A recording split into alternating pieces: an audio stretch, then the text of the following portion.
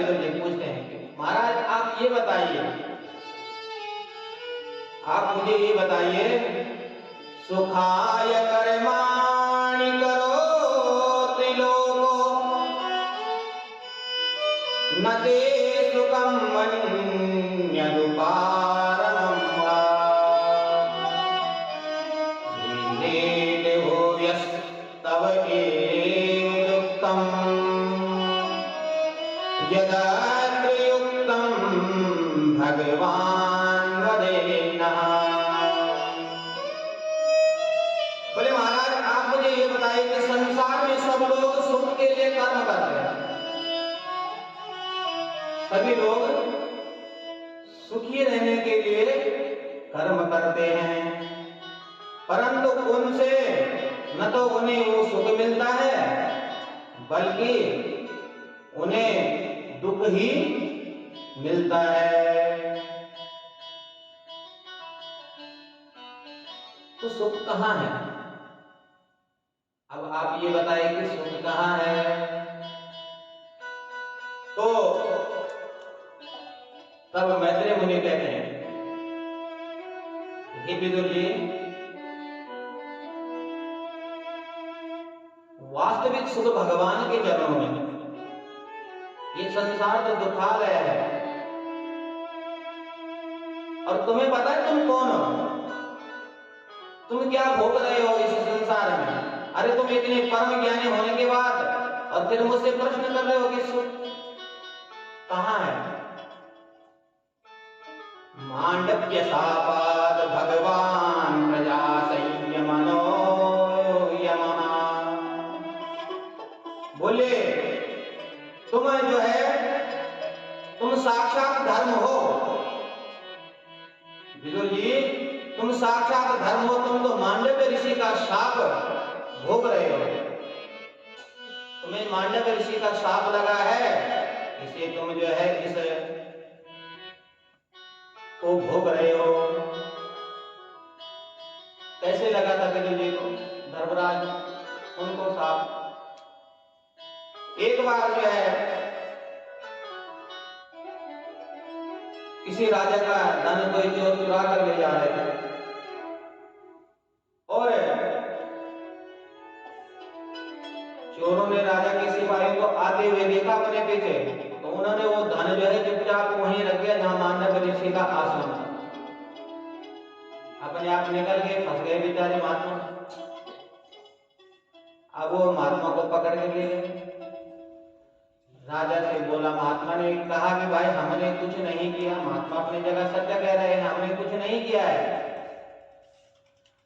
लेकिन राजा को भ्रम हो गया कि ये झूठ बोल रहा है, और महात्मा को जो है राजा ने आदेश दे दिया कि इन्होंने हमारे राज्य में चोरी की है, इसलिए इनको सूली पर चढ़ाओ। अब मांडव्य ऋषि तपस्वी थे, तो जब सूली पर चढ़ाया तो सूली पर नहीं चढ़े। मांडव्य ऋषि ने जो है तप योग के प्रभाव से अपने को स्थित कर दिया ऊपर ही। अब राजा घबरा गया, बोले ये तो वास्तविक महात्मा है, मेरे से बहुत बड़ी गलती हो गई है, क्षमा याचना करने लगा। मांडव्य ऋषि ने कहा, राजा तुम मत घबराओ, ये तुम्हारा दोष नहीं है। मैं पता करके आता हूं कि मेरा दोष क्या था, जो जिस दोष के कारण मुझे आज सूली पर चढ़ना पड़ रहा था। और सीधा धर्मराज के पास गए और धर्मराज से कहा कि मेरा दोष क्या था। मेरा दोष क्या था कि मुझे आज सूली पर चढ़ाया जा रहा था। तो मैं कहा ना, वहां हिसाब किताब होता है। खाता जब खोला, बोले तुमने जो है बचपन में एक जीव होता है, तितली होती है ना, बोले उस पर कांटे लगाए थे। बोले बचपन की आयु थी तुम्हारी, तो उस बचपन बाल अवस्था में तुमने उसको कांटे से भेद दिया था, बस यही दोष था तुम्हारा। मांडव्य ऋषि ने कहा, भाई बाल अवस्था में तो कुछ पता ही नहीं होता जीव को, और बचपन की में जो गलतियां होती हैं उनकी सजा तो स्वप्न में मिल जाती है। तो तुमने इतना बड़ा दंड दिया मुझे, जाओ मैं तुम्हें शाप देता हूं, तुम एक दासी के पुत्र बनकर जन्म धारण करो। बस पितृ जी, वही शाप तो तुम भोग रहे हो। तो पितृ जी ने भी यही प्रश्न किया था मैत्री जी से कि भगवान ने इस सृष्टि को कैसे बनाया, सृष्टि का विस्तार कैसे हुआ। तो जब ब्रह्मा जी को कहा भगवान ने कि तुम सृष्टि का विस्तार करो, तो सबसे पहले ब्रह्मा जी ने मानसिक सृष्टि की। मानसिक सृष्टि मतलब मन से जो सोचा, तो मन से 4 कुमारों को प्रकट किया, सनक, सनंदन, सनातन, सनत कुमार। सबसे पहले इनको प्रकट किया। सनकं च सनंदं च सनातनमत प्रभु सनत कुमारं च मुनि निष्क्रियानुद्वरेतसः। इन 4 कुमारों को प्रकट किया और कहा कि भाई तुम सृष्टि करो। तो उन्होंने हाथ जोड़ दिए, बोले महाराज हम मोह माया के चक्कर में नहीं फंसना चाहते हैं। तो ब्रह्मा जी ने कहा अभी तुम छोटे हो, अरे अभी बच्चे हो, थोड़े बड़े हो जाओ तो सृष्टि तो तुम्हें करनी ही पड़ेगी। और जब समय व्यतीत हुआ, ब्रह्मा जी ने देखा उनको वो 5 से 6 साल की कभी हुई। उन्होंने ऐसा तप किया कि काल की गति उनको स्पर्श भी नहीं कर पाई। समय जिसको स्पर्श नहीं कर पाएगा वो वैसे का वैसे रहेगा। और ब्रह्मा जी को क्रोध आ गया, और ब्रह्मा जी का क्रोध ही उनकी विकृति का भेदन करके महारुद्र के रूप में प्रकट हो गया। बोले शंकर भगवान की।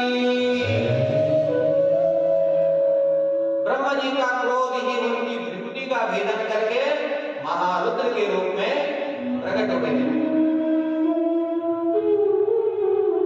अब भगवान शंकर ने बोला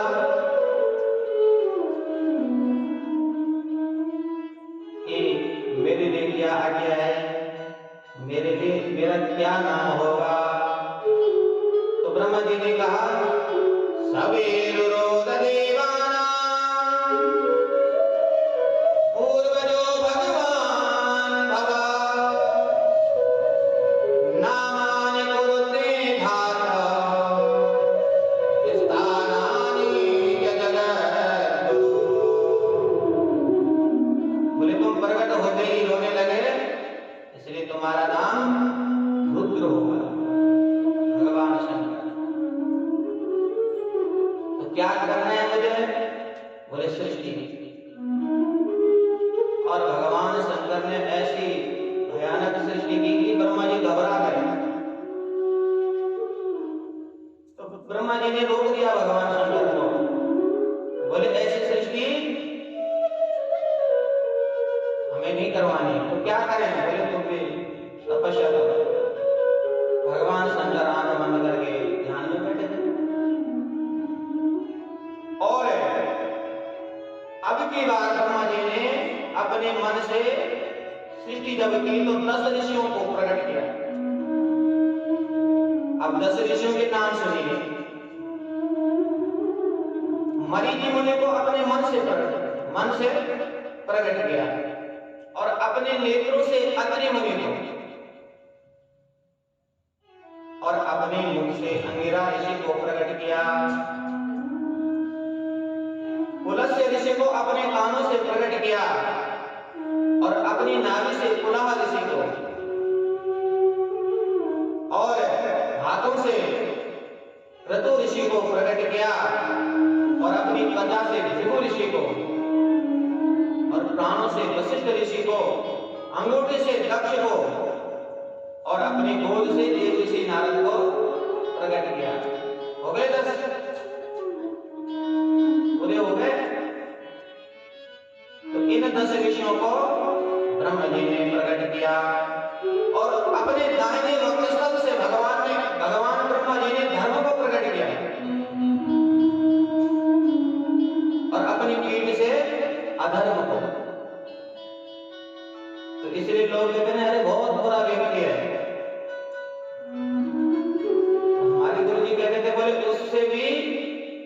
नफरत मत करो, उसको गलत दृष्टि से मत देखो। अरे दोष गलत काम का है। क्यों कि ब्रह्मा जी ने अधर्म को अपनी पीठ से प्रकट किया था, वो भी भगवान की पीठ समझकर उसे भी प्रणाम कर लो दूर से, लेकिन उसे घृणा, पाप से घृणा करो, पापी से क्यों?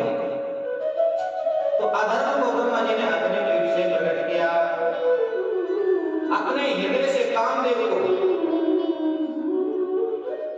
और अपनी विभूति से क्रोध को। ये हमारे जीवन में जो चीज है ये सब भगवान ने ही बनाई है, अगर ये ना होती तो ये संसार नहीं चलता। और अपने अधरोष्ठ से जो ऊपर के ओष्ठ हैं उनसे लोभ को प्रकट किया, मुख से सरस्वती को प्रकट किया, अपनी छाया से कर्दम मुनि को प्रकट किया,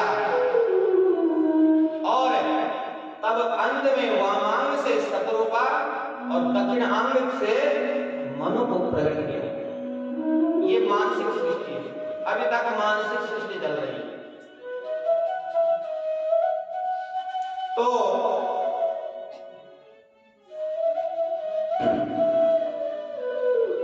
सृष्टि का विस्तार नहीं हो रहा था। जब सृष्टि का विस्तार नहीं हो रहा था तो ब्रह्मा जी